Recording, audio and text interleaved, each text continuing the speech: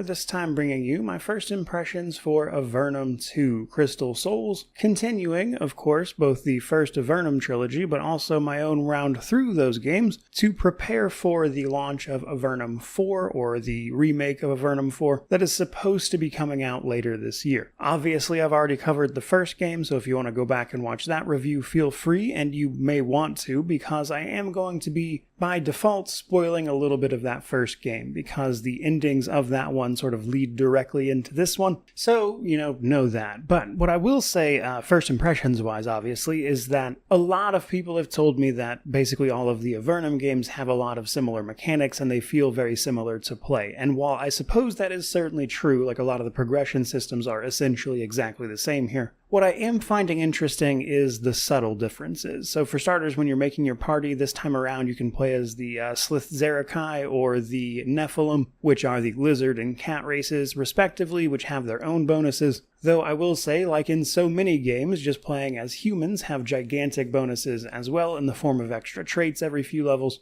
Whereas the Slith make exceptional warriors, or specifically with pole weapons, which they get a bonus to. And then the Nephilim cat race get bonuses to initiative, basically. So stuff like that, but also more impactful things like the way the game is actually presented. If you watch my review of Avernum 1, what I noted was that a lot of the structure of how the game works was very reminiscent of like old school tabletop stuff, where you're given a sort of more ambiguous goal and pretty much given free rein in terms of how you approach that. Whereas the story here is much more structured, at least at the beginning. Like there's a very clear sort of route through what you have to do, and the game literally blocks you off from other areas until you do those things. And so I found then that while certainly a lot of this is very similar, it is different in some big ways that are important to me, at least. But backing it up a little bit, when it comes to getting this game running, as I've mentioned, this is a remake of a remake, and so while it will likely start on modern machines, you may run into problems, specifically if you're running like a larger monitor size than this game was really designed for, particularly 4K monitors, which I fully expected because I had that same problem with the first game. But what I found very strange was that I could not fix it the same way here that I did with the first one as well. And that is primarily because the game will not scale the main sort of playable game that you're firing up to a 4K monitor. I just couldn't get it to work, despite going into like the compatibility settings and trying to force it to scale on its own that way. What I ultimately wound up having to do was a combination of that and also just forcing the game down to 1080, despite it not being a native resolution. So honestly, not really a big deal at all. I just thought it was strange that I had to solve that problem differently here than I did with that original title. From there though, let's talk story. So the Avernum series puts you in the underground world of Avernum, which is a hundreds upon hundreds of miles worth of cave system that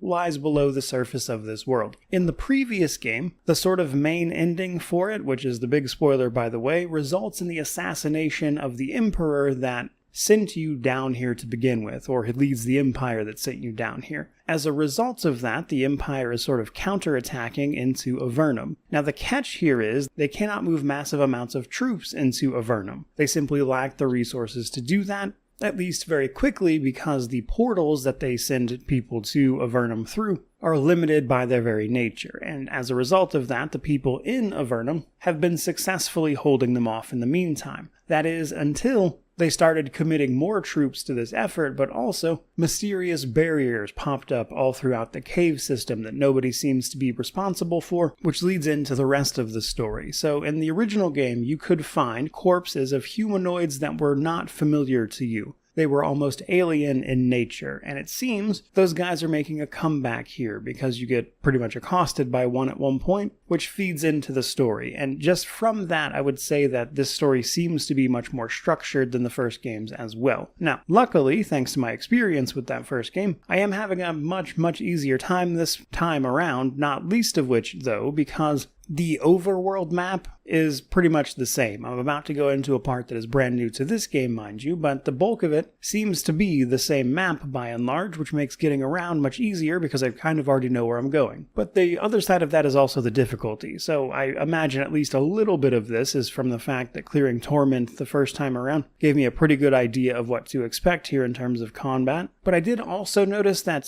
things here just seem to have dramatically less health and are a bit easier to tackle at least here at the beginning. I imagine that will ramp up relatively soon as I start moving through the rest of it, as I'm kind of moving out of the big starter area at this point. But it definitely seems like this game is aimed more at easing you into the entire experience than the initial title. Now, everything else, I will say, very familiar at this point. Pretty much all the same stuff. Progression largely works the same way. You get attributes and trait points and skill points every so often, attribute points and skill points every level. Skill points determine how good you are with various things like melee weapons or various types of magic, which allows you to wear heavier armor as a fighter type who can then deal with the huge hits to their accuracy that comes from wearing that armor simply by overcoming it through their skills, whereas mages can't wear armor and cast their spells past a certain point, and the usual stuff. And then all the regular skills like cave lore, which effectively allows you to avoid combat encounters or find secret paths, tool use, which is just lockpicking. So I kind of know what's going on here, and I'll be curious to see then if any of this actually winds up feeling different, because even things like the trainers, which teach you your spells and whatnot, seem to work pretty much identically here. But putting all of that together, ultimately I'm not really expecting anything revolutionary here in terms of advancements, as obviously it's just not that kind of progression, given that Spiderweb Software's the developer is effectively one person. But what I am deeply interested in, however, is the story and where that is going, because if you watch that initial review, I was very, very into the story and how all the writing and stuff here came together. So while there are some subtle improvements in terms of gameplay systems, etc., what I'm really interested here is just how the story and world winds up advancing. To that end, obviously I'm in the process of reviewing this one. I don't know the exact timing on that because there's a not insubstantial chance my review of this, or my process of reviewing it I should say, will wind up getting interrupted. So it's hard to give an exact estimate here. The first game took me about 70 hours total, but given that I already know the map here and the combat systems and everything else, so I don't have to get to grips with all of that, I doubt it will take me quite as long. But at the moment, kind of hard to put an exact timing on it. But hopefully no longer than a week or two. But with all of that said, I hope you enjoyed this impressions video. If you did, obviously, like, comment, subscribe, stick around for the full review, all that YouTube jazz. But regardless of any of that, truly, just thank you so much for watching. I really do appreciate it. May you wander in wisdom and have an amazing